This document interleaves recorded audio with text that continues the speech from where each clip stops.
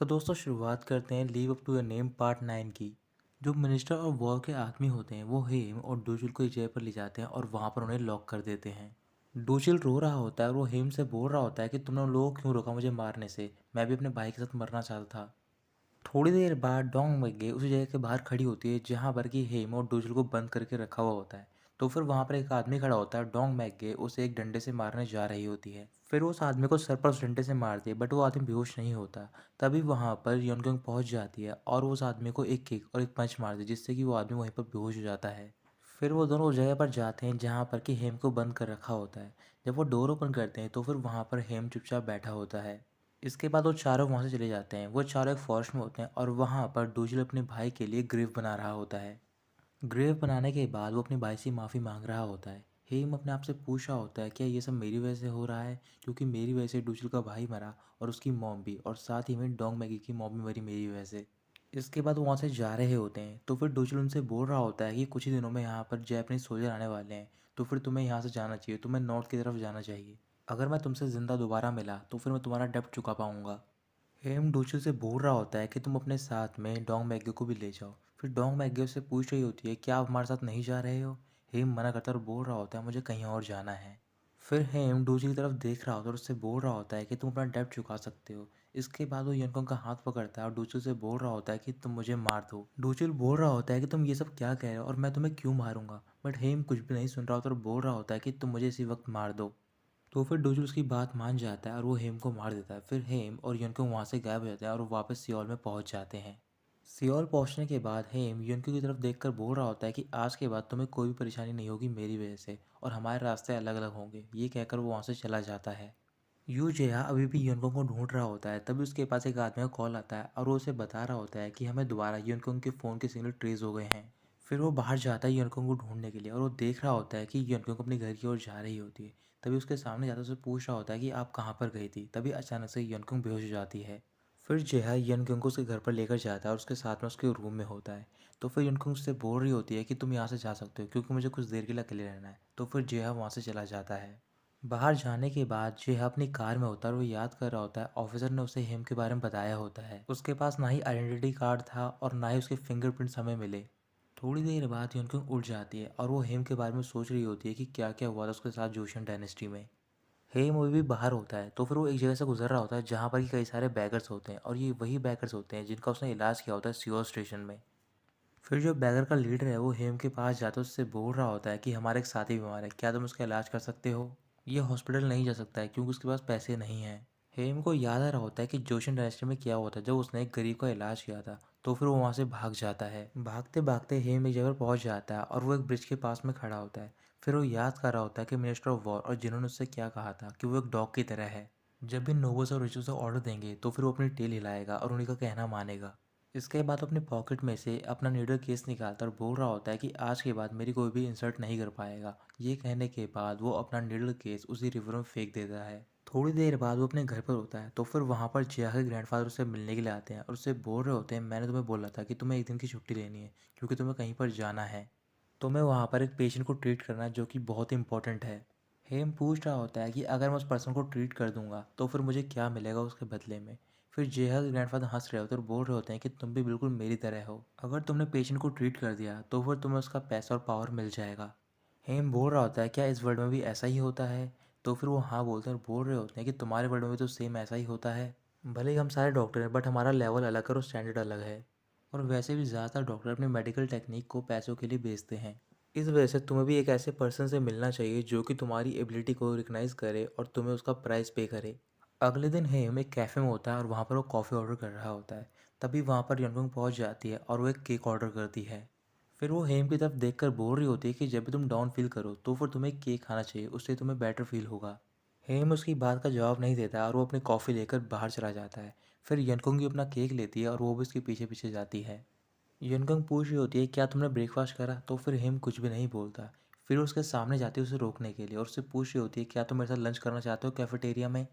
अगर तुम कैफेटेरिया में लंच नहीं करना चाहते हो तो फिर यहीं पास में एक रेस्टोरेंट खुला है, हम वहाँ पर जा सकते हैं।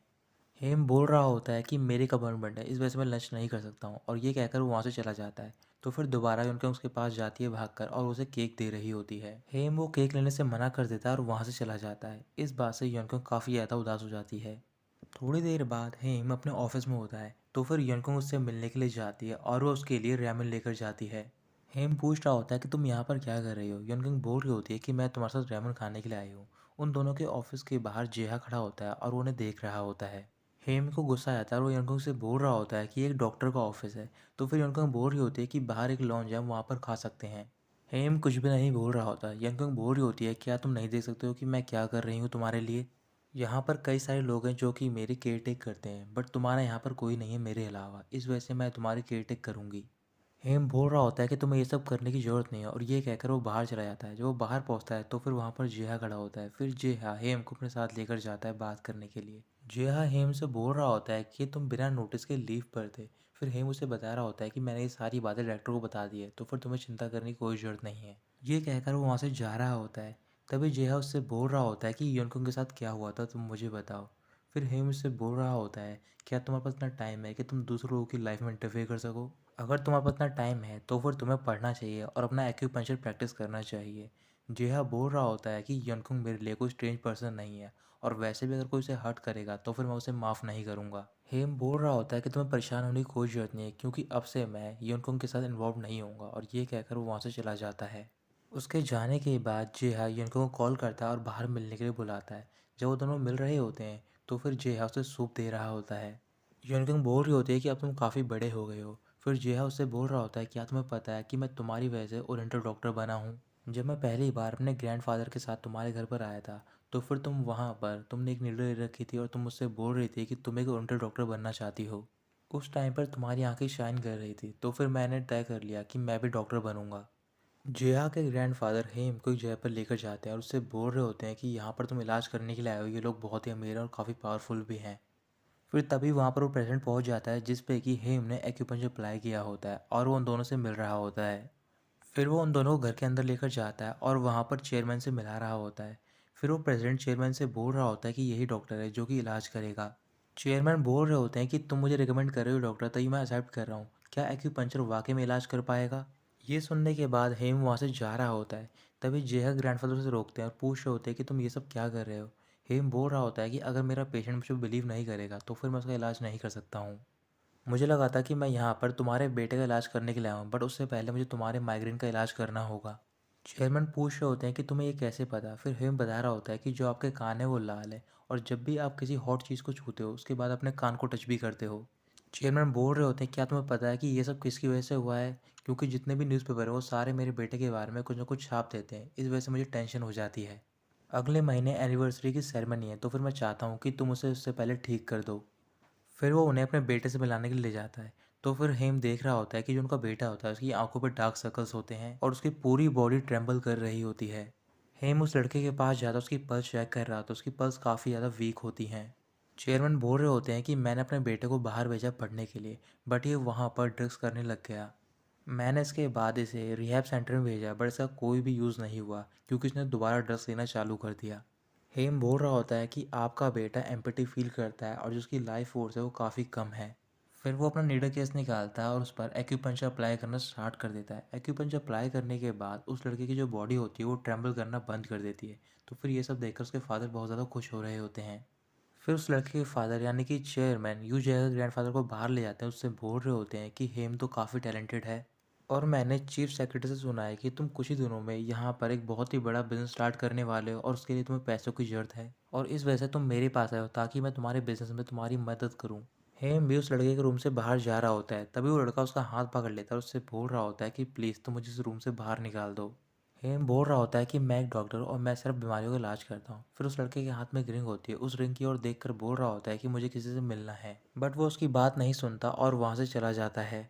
यन क्योंग हॉस्पिटल कैफेटेरिया में होती है एक नर्स के साथ, और वो चारों ओर देख रही होती है। तभी नर्स पूछ रही होती है, क्या तुम किसी का वेट कर रही हो। तो फिर वो मना कर देती है। यन क्योंग नर्स से पूछ रही होती है कि अगर आपका फ्रेंड बुरे वक्त से गुजर रहा हो तो फिर आप क्या करोगे उसके लिए। फिर नर्स बोल रही होती है कि मैं उसके साथ रहूँगी और उसका वेट करूँगी और काफ़ी उस पर ट्रस्ट भी करूँगी। लंच करने के बाद वो दोनों बाहर होते हैं, तो फिर वो देख रहे होते हैं कि हेम एक कार से बाहर निकल रहा होता है। फिर नर्स यनकुंग से बोल रही होती है कि तुम्हारा फ्रेंड यहाँ पर आ गया है, तो फिर मैं तुमसे बाद में मिलूंगी। यनकुंग हेम के पास जाते और उससे बोल रही होती है, तुमने मुझसे कहा था कि तुम्हारी एक अपॉइंटमेंट थी, क्या तुम्हारी अपॉइंटमेंट डायरेक्टर के साथ थी? हेम बोल रहा होता है कि मैं एक पेशेंट को बाहर ट्रीट करने के लिए गया था। तभी वहाँ पर यनकुंग के हॉस्पिटल का डायरेक्टर और उसका सीनियर डॉक्टर पहुँच जाता है, और वो दोनों हेम से काफ़ी रूडली तरीके से बात कर रहे होते हैं। तभी यनकुंग उन दोनों को रोक लेती है और बोल रही होती है कि आप दोनों हेम से काफ़ी रूडली बात कर रहे हो, और वैसे भी हेम हमारे हॉस्पिटल में काम नहीं करता है। वो दोनों कुछ भी नहीं कहते और गुस्से में वहाँ से चले जाते हैं। इसके बाद हेम भी वहाँ से जा रहा होता है, तो फिर यनकुंग उसे रोक लेती है। हेम गुस्से में यनकुंग के पास जाता है और उससे बोल रहा होता है कि अब तो तुम मुझे जान गई हो, क्या तुम्हें मुझ पर दया आ रही है, या फिर तुम्हें मैं उस बच्चे की तरह लग रहा हूँ जिसे कि तुम कुछ कैंडीज देकर खुश कर दोगी, और तुम मेरे सामने प्लीज़ एक्टिंग करना बंद कर दो। तो फिर यनकुंग बोल रही होती है कि तुम बिल्कुल ठीक कह रहे हो, मैं तुम्हारे बारे में सारी बातें जान गई हूँ, कि तुम जोशिन डायनेस्टी में कौन सी क्लास में थे और तुमने उस मिनिस्टर वॉर के सामने क्या किया था। मैंने सब कुछ देख लिया था। क्या तुम्हें अब शर्म आ रही है, क्योंकि मेरे वो सब देखने से तुम्हारा प्राइड हर्ट हुआ है? और वैसे भी वो कुछ भी नहीं था, और मुझे कोई फ़र्क नहीं पड़ता कि तुमने क्या करा है, क्योंकि अब मैं तुम्हारे बारे में सारी बातें जानती हूँ। तुम्हें ये सब सफ़र क्यों करना पड़ा, और तुम्हें उस टाइप की लाइफ क्यों जीनी पड़ी जो कि तुम जीना भी नहीं चाहते थे।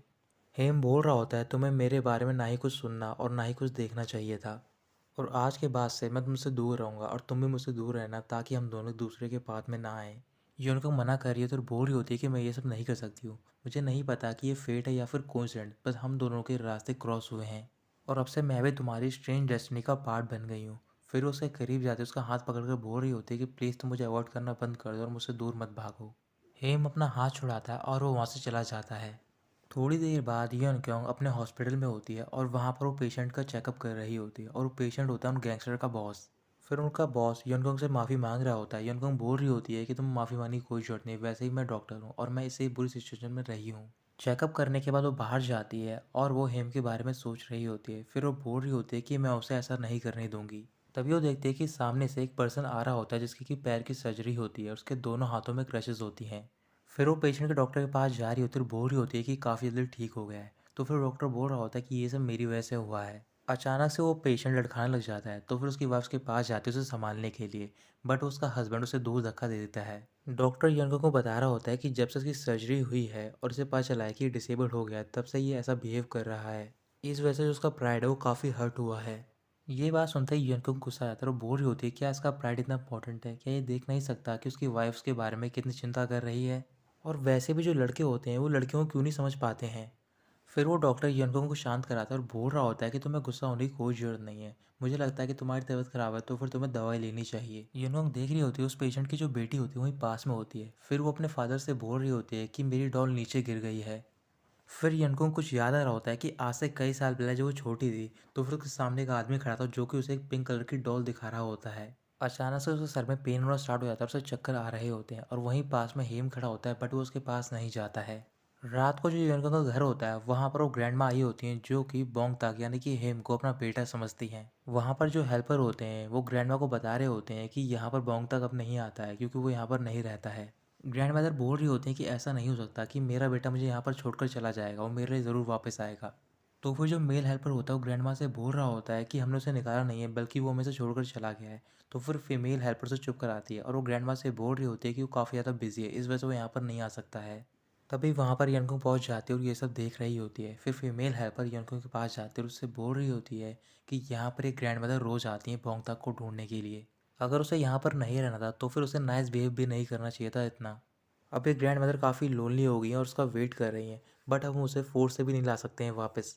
इसके बाद यनकुंग घर के अंदर चली जाती है। वहाँ पर वो ग्रैंडफादर से पूछ रही होती है, क्या जिस दिन मेरे डैड का एक्सीडेंट हुआ था मैं वहाँ पर थी? ग्रैंडफादर मना करते हैं और बोल रहे होते हैं कि तुम अपनी मॉम के साथ घर पर थी और यहाँ पर तुम सो रही थी। यनकुंग बोल रही होती है कि मैं भी ये सोच रही थी, बट आप लगता है मुझे सच नहीं बताने वाले हो, बट मैं अपने आप ही जान लूँगी। ये कहने के बाद वो अपने रूम में वापस चली जाती है। तो फिर ग्रैंडफादर बोल रहे होते हैं कि ये सब क्यों पूछ रही है यनकुंग, क्या उसकी याददाश्त वापस आ रही है? यनकुंग अपने रूम में अपना पुराना सामान चेक कर रही होती है और वहाँ पर उसे वही पिंक कलर की डॉल मिलती है। अगले दिन हेम कई अमीर और पावरफुल लोगों के पास जाता है, उनकी बीमारियों का इलाज कर रहा होता है। ऐसे ही कुछ दिनों तक वो इलाज करता रहता है हॉस्पिटल के बाहर, और उसके बाद वो अपनी एक कार भी खरीद लेता है।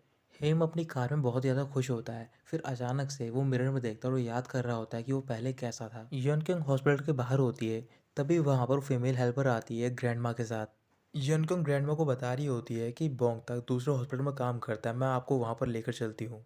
फिर वो उसके हॉस्पिटल में जाते हैं। जैसे ग्रैंडमा वहाँ पर हेम को देखती हैं तो फिर वो बहुत ज़्यादा खुश हो रही होती हैं। फिर वो उसके पास जाती हैं तो फिर हेम उन्हें देखकर छुपने लग जाता है। ग्रैंडमा पूछ रही होती है कि अब तुम मुझसे मिलने के लिए क्यों नहीं आते हो, मैं तुम्हारा हर रोज़ वेट करती हूँ और तुम्हारा भाई भी तुम्हारे लिए काफ़ी परेशान है। फिर ग्रैंडमा हेम को कुछ टिकट दे रही होती है और बोल रही होती है कि तुम मुझसे खाना खरीद लेना। तभी हेम वो टिकट फेंक देता है और ग्रैंडमा को धक्का देता है। हेम बोल रहा होता है कि आपको यहाँ पर नहीं आना चाहिए था। तो फिर वो फीमेल हेल्पर हेम के पास जाती है, उससे पूछ रही होती है कि तुम ये सब क्या बोल रहे हो। यनको उसे बता रही होती है कि मैं यहाँ पर लेकर आई हूँ ग्रैंडमा को क्योंकि तुमसे मिलना चाहती थी और काफ़ी बीमार भी हैं। तो फिर हेम बोल रहा होता है कि मुझे अभी कहीं पर जाना है, तो फिर तुम इनका इलाज किसी और से कराओ, और ये कहकर वो वहाँ से चला जाता है। इसके बाद हेम उसी चेयरमैन के बेटे से मिलने के लिए जाता है। तभी वो लड़का हेम से बोल रहा होता है कि मुझे पानी पीना है। तो फिर हेम उसके लिए बाहर जाता है पानी लेने के लिए। उसके जाने के बाद वो लड़का अपने हाथ में एक पेन ले लेता है। जब वो वापस आता है उसकी पर्स चेक कर रहा होता है, तभी वो लड़का उस पर पेन से हमला करता है और वहाँ से भाग जाता है। भागते भागते वो एक जगह पर पहुँच जाता है और जो उसकी हार्ट बीट का रेट होता है काफ़ी बढ़ गया होता है और अचानक से वो वहीं पर बेहोश हो जाता है। वहाँ पर कुछ लोग उस लड़के को देख लेते हैं। फिर वो एम्बुलेंस को कॉल करते हैं और एम्बुलेंस उस लड़के को हॉस्पिटल लेकर जाती है और उस लड़के का इलाज कर रही होती है यन क्योंग। हेम भी हॉस्पिटल पहुंच जाता है और जो उस लड़के के फादर होते हैं वो हेम को डांट रहे होते हैं और बोल रहे होते हैं कि तुम्हें मेरे लड़के को घर लाना होगा। यनकुंग देख रही होती है कि उस लड़के के हाथ पर कई सारे नीडल्स के निशान होते हैं, तो फिर से पता चल जाता है कि ये लड़का ड्रग्स करता है। फिर वहाँ पर हेम पहुँच जाता है तो फिर यनकुंग उसे अपने साथ लेकर जाते हैं, उससे पूछ रही होती है कि तुम यहाँ पर क्या कर रहे हो। हेम बोल रहा होता है कि तुम्हें ये सब जानने की कोई ज़रूरत नहीं है। यनकुंग मना करती हुए बोल रही होती है कि मैं जानना चाहती हूँ, और वैसे भी वो लड़का ड्रग्स करता है तुम्हें पता है, और वैसे ही वो पर्सन कौन है और तुम यहाँ पर क्या कर रहे हो, तुम उसके लिए ही आए हो। तभी हेम के पास डायरेक्टर का कॉल आता है और वो बाहर जाता है उनसे मिलने के लिए। तो फिर वहाँ पर डायरेक्टर उससे बोल रहे होते हैं कि अगर वो लड़का भाग गया था तो फिर तुम्हें उसे पकड़ दोबारा वापस लाना चाहिए था। तुम्हें पता भी है उसके फादर कितने पावरफुल है, या तो वो हमें ब्रेक कर सकते हैं या फिर वो हमें बना भी सकते हैं। फिर हेम दोबारा हॉस्पिटल जा रहा होता है उस लड़के को वापस लाने के लिए। तो फिर वहाँ पर यनकुंग भी होती है और उन दोनों की बातें सुन लेती है। यनकुंग हेम के पास जाती है और उससे बोल रही होती है क्या ये लड़का उस चेयरमैन का बेटा है, और तुम आजकल बाहर इलाज कर रहे हो जितने भी रिच और पावरफुल लोग हैं उनका। मुझे पता है कि जोशन में क्या हुआ था, तुम्हारी लाइफ काफ़ी हार्ड थी और इसी वजह से तुम मुझे दूर कर रहे हो अपने आप से और मुझसे छुप रहे हो। मैं ये सारी चीज़ें बर्दाश्त कर सकती हूँ, बट मैं ये बर्दाश्त नहीं कर सकती हूँ क्योंकि तुम अपनी डॉक्टर की जो लाइन है उसे क्रॉस कर रहे हो। हेम बोल रहा होता है कि तुम डॉक्टर की लाइन के बारे में बात कर रहे हो, ये कौन सी लाइन होती है मुझे तो नहीं पता। क्या तुमने जोशन डायनेस्टी में नहीं देखा कि क्या होता है जब हम लोगों का इलाज करते हैं। और वैसे भी तुमने मुझसे कहा था कि डॉक्टर की कोई प्लेस नहीं है, वो जज करे कि उसे एक पर्सन को बचाना उसके लिए फ़ायदेमंद रहेगा या फिर हार्मफुल रहेगा। इस वजह से अब मैं डिसाइड करूँगा कि मेरे लिए क्या बेनिफिशियल है और क्या हार्मफुल है। यनकुंग बोल रही होती है कि ये जोशन डायनेस्टी नहीं है, तुम्हें समझना होगा। फिर हेम उससे बोल रहा होता है क्या तुम्हें लगता है कि ये वर्ल्ड भी उससे अलग है। तभी वहाँ पर कुछ चेयरमैन के आदमी आते हैं और वो उसके बेटे को वापस ले जाने के लिए आए होते हैं। यनकुंग हेम से बोल रही होती है कि मैं उसे वापस नहीं ले जाने दूंगी, अगर उसका इलाज हॉस्पिटल में नहीं हुआ तो फिर वो मर भी सकता है। फिर वो हॉस्पिटल के अंदर जाती है और उन सारे आदमियों को रोक लेती है पेशेंट को ले जाने से। और वहाँ पर कुछ और डॉक्टर और नर्स भी आते हैं उस पेशेंट को रोकने के लिए। फिर वहाँ पर हेम पहुँच जाता है तो फिर वो सारे दूर हट जाते हैं। फिर वो यनकुंग से बोल रहा होता है कि प्लीज़ तुम पेशेंट से दूर हट जाओ, ये मेरा पेशेंट है। यनकुंग मना कर रही होती है। फिर हेम उससे बोल रहा होता है मुझे लगता है कि तुम्हें अपने आप का इलाज कराना चाहिए। तुम पेशेंट को कैसे ट्रीट करोगी जब तुम उनकी बॉडी देखकर ट्रेम्बल करने लग जाती हो हमेशा। जब भी तुम कोई एक्सीडेंट का केस देखती हो तो फिर तुम्हारे सर में पेन होना स्टार्ट हो जाता है। क्या तुम्हें लगता है कि तुम अपने आप को डॉक्टर बोल सकती हो। ये बात सुनने के बाद यनकुंग कुछ भी नहीं बोलती। फिर वो सारे आदमी उस पेशेंट को लेकर वहाँ से चले जाते हैं।